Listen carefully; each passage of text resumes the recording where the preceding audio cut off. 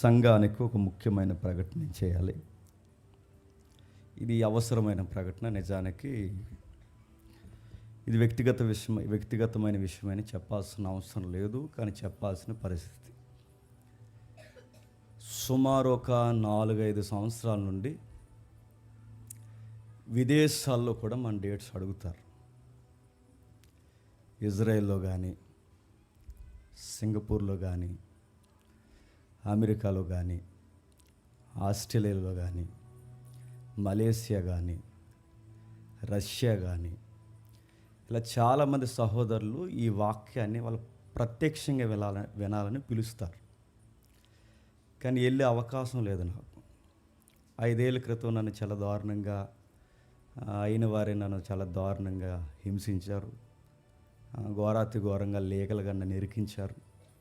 ప్రభువు దయను బట్టి ప్రభు మన పక్షమున సత్యమున మన పక్షాన ఉన్నాడు గనక ఆ భయంకరమైన నిందలే తప్ప నిజాలు కాదని ఉన్నతమైన న్యాయస్థానంలో చక్కగా నిర్దోషిగా దేవుడు మనల్ని బయటికి విడుదల చేశాడు. ఆ రోజు ఆ చీకటి అలా పోయింది. ఆ చీకటి పోయినా కానీ అడ్డుగోళ్ళు కొన్ని ఇంకా అలా ఉండిపోయింది. అప్పటి నుండి, ఎందుకంటే ఈ లీగల్ ప్రాబ్లమ్స్ ఉన్నప్పుడు ఫారెన్ వెళ్ళడానికి అవకాశం ఉండదు. అవి ఎలాగూ తొలగిపోయినాయి. అది నేను గెలిచాను, కింది కోర్టులో గెలిచాను, పై కోర్టుకి వెళ్ళినా పై కోర్టులో కూడా గెలుస్తాను, సుప్రీంకోర్టుకి వెళ్ళినా సుప్రీంకోర్టులో గెలుస్తాను, ఎందుకంటే లీగాలిటీ ఉంది కనుక. అది బేస్ చేసుకుని చాలామంది మనం గెలిచినా కానీ ఏం చేస్తారంటే, మీ ఓడు అంటే అక్కడ వాళ్ళు ఉంటారు కానీ మనకు కూడా ఇక ప్రతి దిక్కున మనకి వ్యతిరేకించే బ్యాచ్ ఉంటారు కానీ ఆ ఏరియాలో చిన్న చిన్న మీ ఓడు రావడానికి అవకాశం లేదు, లేడని ఇలాంటి ఎటకారం చేస్తూ వాళ్ళేమో డేట్స్ అడతారు. ఎప్పుడు వస్తావు జేమ్స్ బ్రదర్, ఎప్పుడు వస్తావు నాన్న జేమ్స్, ఎప్పుడు వస్తావు, నీకోసం మేము కన్నులతో ఎదురు చూస్తున్నాం, నువ్వు వచ్చే ప్లేస్లో ఎవరెవరో స్పీకర్ని పిలుచుకుంటున్నాం మేము. చాలామంది వెళ్ళారు, వాళ్ళ పేర్లు నేను చెప్పనులేండి. వాళ్ళందరూ నేను వెళ్ళాల్సిన డేట్స్ అవి, కానీ వాళ్ళు వెళ్తున్నారు. స్టిల్ మొన్న కూడా ఫ్యూ డేస్ బ్యాక్ కూడా వాళ్ళు నా ప్లేస్లో వెళ్ళిన స్పీకర్స్ వాళ్ళందరూ నేను చెప్పిన దేశాలు అంటే ఇంకా చాలా దేశాలు ఉన్నాయి, ఇవన్నిట్లో వెళ్ళారు. వెళ్ళాలి, దేవుడు వాళ్ళకి అవకాశం ఇచ్చాడు. నాకు అవకాశం లేదు, ఎందుకంటే నేను చేస్తున్నది గవర్నమెంట్ జాబ్ కనుక నా ఎస్పీ నాకు పర్మిషన్ ఇవ్వలేదు. నాకెందుకు పర్మిషన్ ఇవ్వలేదంటే, నాకు ఎన్ఓసి కావాలి, పాస్పోర్ట్ రావాలంటే ఎన్ఓసి ఉండాలి, నో అబ్జెక్షన్ సర్టిఫికేట్ ఉండాలి. నాకు అది ఇవ్వట్లేదు, ఎందుకంటే నేను గవర్నమెంట్ ఎంప్లాయీని కనుక. ఈ టైంలో ఇటేమో ఈ కేసు ఎలాగో గెలిచాం బయటికి వెళ్దామని అనుకుంటేనేమో వీళ్ళు నాకు ఎన్ఓసి ఇవ్వట్లేదు. ఇప్పుడు నాకు ఉద్యోగం అడ్డు. ఆ ఉద్యోగాన్ని ఏమో నాకు చేయడం ఇష్టం లేక ఎవడో దారిని పోయి దానేగడల్లో వచ్చి ఇతను గవర్నమెంట్ ఎంప్లాయీ ఉండి మతాన్ని ఎలా ప్రకటిస్తున్నాడు, ఇతను గవర్నమెంట్ ఎంప్లాయీ ఉండి సువార్త ఎలా చెప్తున్నాడు, ఇతను గవర్నమెంట్ ఎంప్లాయీ ఉండి బాప్టిజాలు ఎలా ఇస్తున్నాడు, ఇతను గవర్నమెంట్ ఎంప్లాయీ ఉండి ఇదిగో బాప్టిజం ఫోటోలు ఇస్తాను. మనోళ్ళే, ఇంకెవరన్నా అడగండి, నాకు తెలిసిన మొక్కాలే వాళ్ళ కంప్లైంట్ లెటర్ నా మీద రాస్తే వాళ్ళు ఎందుకు వచ్చారనుకుని నేను ఎస్పీ ఆఫీసులో డ్యూటీ చేస్తున్నప్పుడు ఏంటి ఎలా వచ్చారు, మీకు ఏమైనా హెల్ప్ కావాలని అడిగితే అలా నవ్వుతున్నారు. ఎందుకో నాకు తెలియదు. లోపలికి వెళ్ళి మా డిఎస్పీతో మాట్లాడితే వాళ్ళు నీ మీద కంప్లైంట్ ఇవ్వడానికి వచ్చారని చెప్పారు. బయటకు వచ్చి గాడ్ బ్లెస్ అని చెప్పాను నేను. ఆ మోకాలు నాకు తెలుసులండి. తర్వాత వాళ్ళ లెటర్స్ పోయాయి, వాళ్ళు ఈగిపోయారు, అన్నీ పోయాయి. కానీ విషయం ఏంటంటే, అప్పటి నుండి నా పాస్పోర్ట్ నాకు రాలేదు. పాస్పోర్ట్ అంతా ఎంక్వైరీ అయిపోయింది ఫస్ట్ అప్లికేషన్లో, అంతా బాగుంది అనుకున్నప్పుడు ఎవడో ఆ పాస్పోర్ట్ ఎంక్వైరీ ఆఫీసర్కి మరి ఎవడో నాకు తెలియదు, దేవుడు తెలియాలి, అతడు గవర్నమెంట్ ఎంప్లాయీ అని అతనికి చెప్పేశాడండి. వచ్చే పాస్పోర్ట్ని కూడా ఆపేశారు. అన్నీ ఆగిపోయినాయి. 4 years నుంచి నేను ఎదురు చూశాను. నేను తిరుగుతున్నాను. నేను ఇంకో మాటలు చెప్పాలంటే వాళ్ళని ఎంతో బతిమలాడుకున్నాను. సార్ నేను రిజైన్ లెటర్ ఇచ్చాను, నన్ను బయటకనే తీసేయండి, లేదా నాకు ఎన్ఓసి అన్నీ ఇవ్వండి, నా ఉద్యోగం అనే తీసేయండి, నాకు ఎన్ఓసి ఇవ్వండి, నేను సువార్త చెప్పాల్సిన అవసరం ఉంది, నేను చాలా ప్రాంతాలకు పోవాలని నేను ఇంత ట్రబుల్ అవుతుంటే నా దగ్గర ఉన్న కొంతమంది సహోదరులు నన్ను ఏమన్నారంటే, జేమ్స్ ఫారెన్ వెళ్ళడం దేవుని చిత్తం కాదన్నారు. నా బాధలు నేను ఎడుతుంటే మళ్ళీ ఈ బాధలు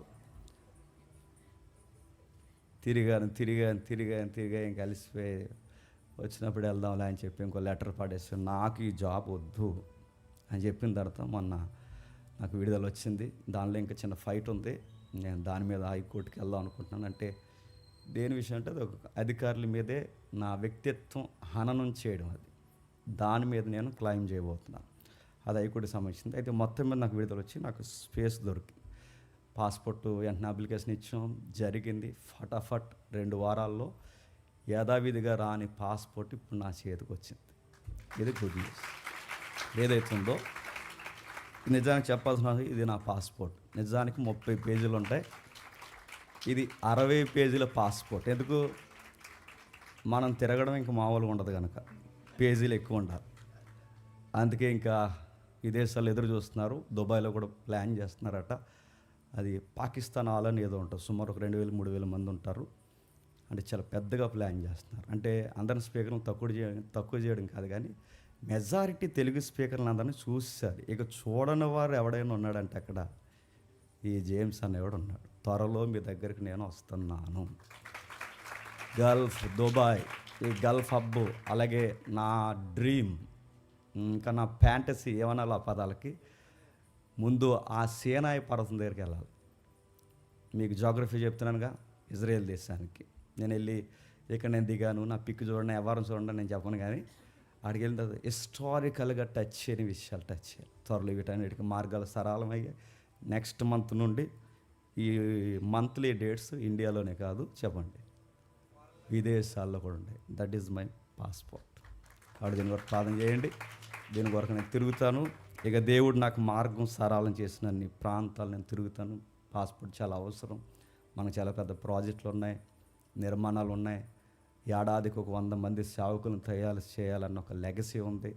దానికి ఎంతో అవసరం ఉంది, సోర్స్ ఉంది, దానికి పెద్ద పెద్ద హస్తాలు అవసరం. వాటన్నిటిని నిజాయితీగా సేవ చేస్తానని దేవుడికి తెలుసు కనుకే నమ్మిన దేవుడు నాకు నమ్మకమైన మార్గాన్ని ఇచ్చాడు. Thank you. ఇక ఆలస్యం చేయకుండా మన వాక్యంలోనికి వెళదాం. ఇది ఎందుకు నేను చెప్పానంటే, ఆ విదేశాల్లో మనకు వ్యతిరేకంగా మాట్లాడుతున్నాడు ఎవడైతే ఉన్నాడో ఆడు చూడాలి ఈ వీడియో. కట్ చేసి పెడతారు మన వాళ్ళందరూ. ఆడు ఏమంటున్నాడంట, వాళ్ళు ఏమంటున్నారంట, పాస్పోర్ట్ వచ్చిందని మేము చెప్పినా అవతల నుంచి అన్నాడు, ఆ బాబు అలాగే చెప్తాడు రాడు అన్నాడట. పోనీ వచ్చేస్తున్నామని చెప్పినా కన్ఫామ్ అయితే మళ్ళీ ఏమని చెప్పారట, వస్తున్నారు కానీ సువార్త చెప్పడానికి రారు, జస్ట్ విజిటింగ్ టూరిజం పాస్పోర్ట్ మీద, టూరిజం అప్లికేషన్ మీద వస్తున్నారు. అంటే మేము తిరగడానికి వస్తున్నామా? అందుకే వీళ్ళందరికీ గొడవలు పెట్టాడంటే రెడీగా ఉండండి, వాకింగ్ ఉంది కానీ మీకోసమే వాకింగ్ చెప్తా. సరే.